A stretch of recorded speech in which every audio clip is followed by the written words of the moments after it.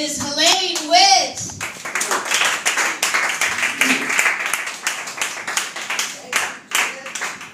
Thank you so much. Let's hear it from Judith and the other.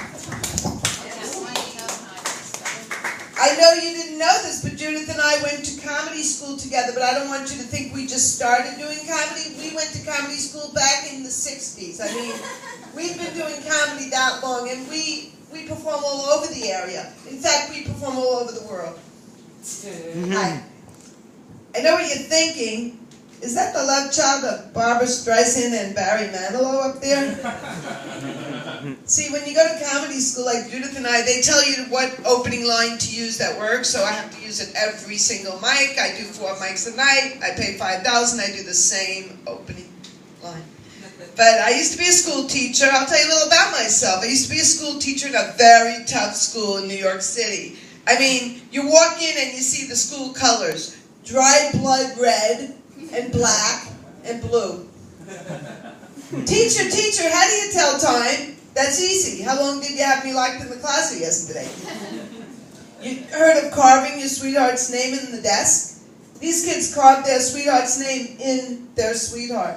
Very tough kids. So you talked about Asians and their penises, so I must tell you, I used to be married to a big 300-pound Asian, Chinese, as a matter of fact, comedian. I met him at an open mic many years ago, and then I was also married to a Jewish guy back in the 70s. I'm old, so I could be married over a long period of time. So it's not like every day I get married. I'm old. So people say, what's the difference between being married to a Jewish guy, being married to a Chinese guy? So I'm going to tell you. First of all, there's no difference. They're both cheap. They both have small dicks. But you know, lucky we didn't have a kid, the Chinese guy and I, because he would have been a cheap son of a bitch that drove terribly.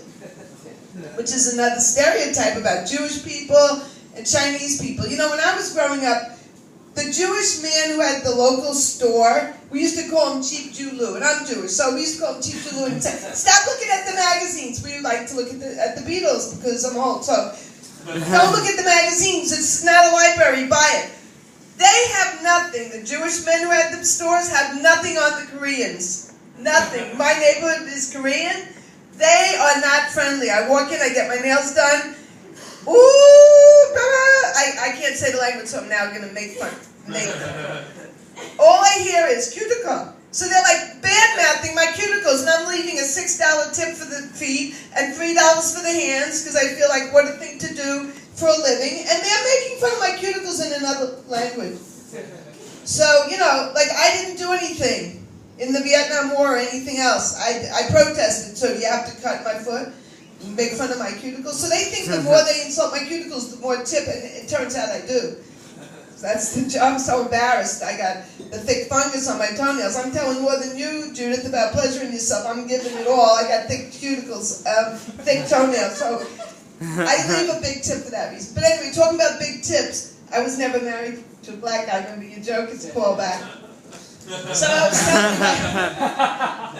you, you married to a Chinese guy. Wow, they got the big, you know, in my day we had a candle. No, now they got a giant full screen, giant TV to hold up to tell me I only have 1 minute left. So I just wanted to tell some other jokes just to be different than what I always talk about. So I saw get all this happens here. Well, I saw a license plate on the Southern State I live in, and that's where I live. So it said, my boss is a Jewish carpenter. My first reaction was, hey, she works for my father. Well, thank you, I'll leave on a laugh.